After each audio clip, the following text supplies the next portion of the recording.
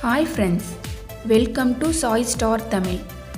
இன்றைக்கி நம்ம செய்ய போகிற ரெசிபி பாவக்காய் குழம்பு.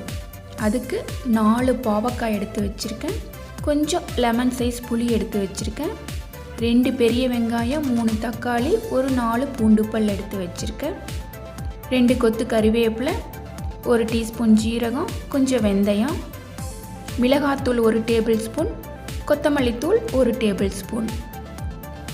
முதல்ல நம்ம பாவக்காயை க்ளீன் பண்ணி ரவுண்டாக கட் பண்ணி வச்சுக்கலாம். பாவக்காயில் உள்ளே இருக்கிற விதையை முதல்ல ரிமூவ் பண்ணணும். அதை 2ஆக கட் பண்ணிவிட்டு இந்த மாதிரி ஒரு சின்ன கத்தியை உள்ளே விட்டு அதுக்குள்ளே இருக்கிற விதை எல்லாத்தையும் இந்த மாதிரி ரிமூவ் பண்ணி எடுத்துக்கலாம்.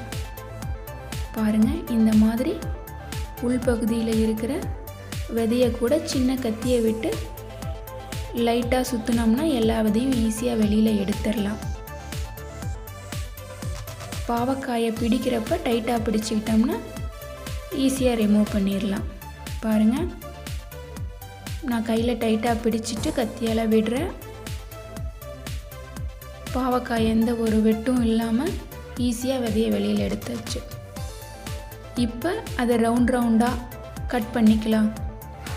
ரவுண்டாக கட் பண்ணுறப்ப ரொம்ப மெலிசான பீஸாக கட் பண்ணால் சாப்பிட்றப்ப நல்லாயிருக்கும். இந்த மாதிரி நம்ம எடுத்து வச்சுருக்கிற 4 பாவக்காயும் கட் பண்ணி ஒரு பெரிய அகலமான பாத்திரத்தில் போட்டு எடுத்துக்கலாம். பாருங்கள், பாவக்காயை நம்ம கட் பண்ணிட்டோம். இப்போ அதில் இருக்கிற கசப்பை ரிமூவ் பண்ணணும். அதுக்காக 1 ஸ்பூன் கல்லுப்பு நம்ம கட் பண்ண பாவக்காயில் சேர்த்து நல்லா கலந்து விட்டுக்கலாம். பாவக்காயை உடையாமல் பாவக்காயில் உப்பு சேர்கிற மாதிரி நல்லா கலந்து விடணும்.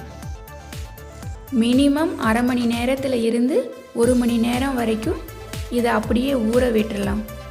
கல்லுப்பு போட்டிருக்கிறதால பாவக்காயில் இருக்கிற ஜூஸ் எல்லாமே வெளியில் வந்துடும். ஜூஸை ரிமூவ் பண்ணிட்டோம்னா நம்மளோட கசப்பு ஃபுல்லாகவே குறைஞ்சிரும். பாருங்கள், இப்போ நல்லா கலந்துட்டோம். இது அப்படியே இருக்கட்டும். அதுக்குள்ளே நம்ம குழம்புக்கு தேவையானதை ரெடி பண்ணிடலாம்.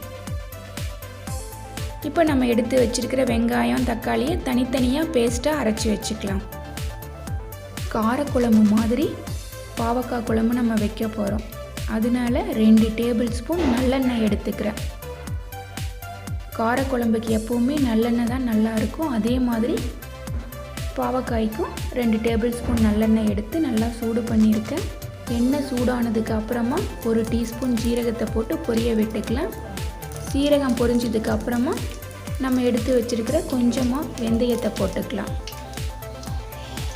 அதுக்கப்புறமா நம்ம எடுத்து வச்சுருக்கிற 2 கொத்து கறிவேப்பிலையை போட்டு வதங்க விட்டு அதுக்கடுத்து நம்ம எடுத்து வச்சுருக்கிற 4 பூண்டு பல்லை சின்ன சின்ன துண்டுகளாக போட்டு அதையும் நல்லா வதங்க விட்டுக்கலாம். வெங்காயம், தக்காளியை நம்ம அப்படியே கட் பண்ணி சேர்க்க போகிறதில்ல, பேஸ்ட்டாக செஞ்சு தான் போட போகிறோம். 2ஐயும் தனித்தனியாக பேஸ்ட் பண்ணிக்கலாம். பாருங்கள், முதல்ல நம்ம எடுத்து வச்சுருக்கிற 2 பெரிய வெங்காயத்தையும் நல்லா பேஸ்ட் பண்ணி சேர்த்து நல்லா வதங்க விட்டுக்கலாம். பாவக்காயில் பார்த்திங்கன்னா நிறையா விட்டமின்ஸும் மினரல்ஸும் ஆன்டி ஆக்சிடென்ட்ஸும் இருக்குது. டயபெட்டிஸ் இருக்கிறவங்க பாவக்காயை சாப்பிட்றது ரொம்ப நல்லது. ரத்தத்தில் இருக்கிற சர்க்கரையோட அளவை குறைக்கிறதுக்கு இந்த பாவக்காய் ரொம்ப உதவியாக இருக்கும். அதே மாதிரி பாவக்காய் ஜூஸ் குடிச்சிட்டு வர்றப்ப நம்ம ஸ்கின்னு ரொம்ப நல்லா இருக்கும். ஆனால் இதில் இருக்கிற கசப்பு தன்மையால் பாதி பேர் இதை விருப்பப்பட்டு சாப்பிட்றது இல்லை. இன்றைக்கி நம்ம பாவக்காயில் இருக்கிற கசப்பை எப்படி ரிமூவ் பண்ணலான்னு பார்க்கலாம். பாருங்கள், இப்போ நம்மளோட வெங்காயம் நல்லா வதங்கிருச்சு. இதுக்கடுத்து நம்ம எடுத்து வச்சுருக்கிற 3 தக்காளியை நல்லா பேஸ்ட்டாக அரைச்சி அதில் சேர்த்து அதையும் நல்லா வதங்க விட்டுக்கலாம்.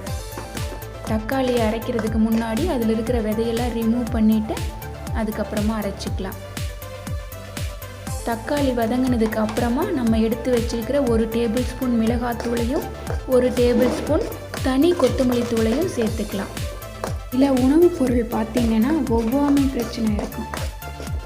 அதாவது ஒரு உணவுப் பொருளை சாப்பிட்டதுக்கு அப்புறமா இன்னொரு உணவுப் பொருளை சாப்பிட்டோம்னா ரெண்டும் ஒன்றா டைஜஸ்ட் ஆகிறப்போ நமக்கு வாமிட்டிங், டயேரியா அந்த மாதிரி பிரச்சனைகள் வரும். அதே மாதிரி பாவக்காய்க்கும் இருக்குது.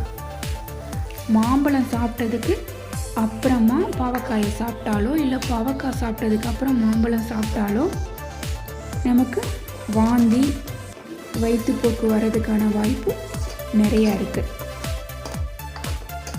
பாருங்கள், இப்போ நம்மளோட தக்காளி நல்லா வதங்கிருச்சு.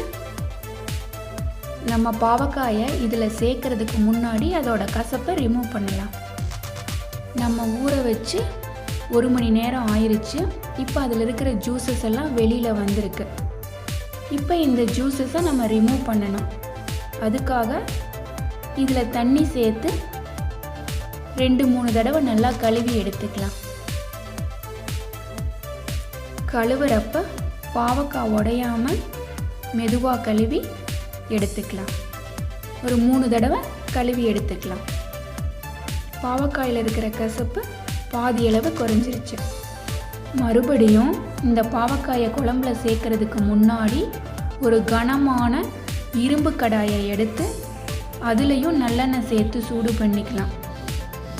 இப்போ நம்ம கழுவி தண்ணியை ஃபில்ட்ரு பண்ணி வச்சுருக்கிற பாவக்காயை சேர்த்து அதோட கலர் சேஞ்ச் ஆகிற வரைக்கும் நல்லா வறுத்து எடுத்துக்கலாம். பாவக்காயை நல்லா வறுக்கிறப்ப பாவக்காயில் மீதி இருக்கிற கசப்பும் நமக்கு நல்லா குறைஞ்சிரும். பாவக்காய் குழம்பு சாப்பிட்றப்ப பாவக்காயில் நமக்கு கசப்பு தெரியாது. பாருங்கள், இப்போ நம்மளோட பாவக்காயோட கலர் நல்லாவே சேஞ்ச் ஆயிடுச்சு. சிம்மில் வச்சு பாவக்காயை நல்லா வறுத்து எடுத்துக்கலாம். இரும்பு கடாய் யூஸ் பண்ண ரொம்ப நல்லா இருக்கும். பாவக்காயோட கசப்பை ரிமூவ் பண்ணுறதுக்கு நம்ம 2 ப்ரொசீஜர் பண்ணியிருக்கோம். அதுக்குள்ளே ஆல்ரெடி நம்ம வதக்கி கொதிக்க விட்டுருக்கிற நம்மளோட குழம்பு நல்லா கொதித்து சுண்டிருச்சு. இப்போ இதில் நம்ம வறுத்து வச்சிருக்கிற பாவக்காயை சேர்த்து நல்லா கலந்து விட்டுக்கலாம். ஆல்ரெடி பாவக்காயை நம்ம கல்லுப்பு சேர்த்து ஊற வச்சிருக்கிறதால பாவக்காயில் உப்பு இறங்கி இருக்கும். அதனால் பாவக்காயை வேக வைக்கிறப்ப உப்பு சேர்க்கணும்னு அவசியம் இல்லை. பாவக்காய் வெந்து கடைசியாக புளி ஊற்றுனதுக்கு அப்புறமா குழம்போட டேஸ்ட்டை பார்த்துட்டு நம்ம உப்பு சேர்த்துக்கலாம். பாருங்கள், பாவக்காய் இந்த மாதிரி நல்லா கிளறி விட்டதுக்கு அப்புறமா கொஞ்சமாக தண்ணி சேர்த்து பாவக்காயை நல்லா வேக விட்டுடலாம். பாவக்காய் வெந்ததுக்கு அப்புறமா தான் புளி கரைசலை நம்ம ஊற்றணும். பாருங்கள், இப்போ நம்மளோட பாவக்காய் நல்லா வெந்து புளிக்கரைசல் ஊற்றுறதுக்கு ரெடியாக இருக்கு. இந்த ஸ்டேஜில் நம்ம எடுத்து வச்சிருக்கிற சின்ன லெமன் சைஸ் அளவு புளியை நல்லா கரைச்சி அதோட வேஸ்டெல்லாம் ரிமூவ் பண்ணிவிட்டு நம்ம ஊற்றிக்கலாம். புளி சேர்த்ததுக்கு அப்புறமா கொஞ்சமாக தண்ணியும் சேர்த்து நார்மல் புளிக்குழம்பு வைக்கிற மாதிரி பாவக்காய் குழம்பையும் நல்லா கொதிக்க விட்டு அதுக்கப்புறமா நம்ம சேர்க்க வேண்டிய பொருளை சேர்த்துக்கலாம். பாருங்கள், இப்போ புளிக்கரைசல் சேர்த்துட்டோம். இதில் நான் கொஞ்சம் தண்ணி சேர்த்து இதை நல்லா கொதிக்க விட்டுக்கிறேன். இது நல்லா கொதிக்கட்டும். இப்போ குழம்புல உப்போட அளவை பார்த்துட்டு தேவைப்பட்டால் நம்ம உப்பு சேர்த்துக்கலாம். ஆல்ரெடி பாவக்காயில் கசப்பை ரிமூவ் பண்ணுறதுக்கு நம்ம 2 வழிமுறைகள் செஞ்சுருக்கோம். கடைசியாக இன்னொரு வழிமுறை செய்ய போகிறோம். வெல்லம் 2 டேபிள் ஸ்பூன் வெல்லம் சேர்க்க போகிறோம். பாருங்கள், இப்போ வெல்லத்தை நான் துருவி வச்சுருக்கேன். துருவின 2 டேபிள் ஸ்பூன் வெல்லத்தை நல்லா கொதிச்சதுக்கு அப்புறமா நம்மளோட குழம்புல கடைசியாக சேர்த்து நல்லா கலந்து விட்டுக்கலாம். டயபெட்டிஸ் பேஷண்ட்டு பாவக்காய் குழம்பு சாப்பிட்டா நல்லதுன்னு நான் சொன்னேன். அதனால சர்க்கரை சேர்க்காமல் வெல்லம் எடுத்துக்கிட்டோம்னா டயபெட்டிஸ் இருக்கிறவங்களுக்கு ஒன்றும் பிரச்சனை இருக்காது. பாருங்கள், இப்போ நம்மளோட பாவக்காய் குழம்பு ரெடி. நீங்களும் செஞ்சு பாருங்கள். சாய் ஸ்டார் தமிழ் சேனலை மறக்காமல் லைக் பண்ணுங்கள், ஷேர் பண்ணுங்கள். சப்ஸ்கிரைப் பண்ணி உங்கள் சப்போர்ட்டை கொடுங்க ஃப்ரெண்ட்ஸ். தேங்க்யூ.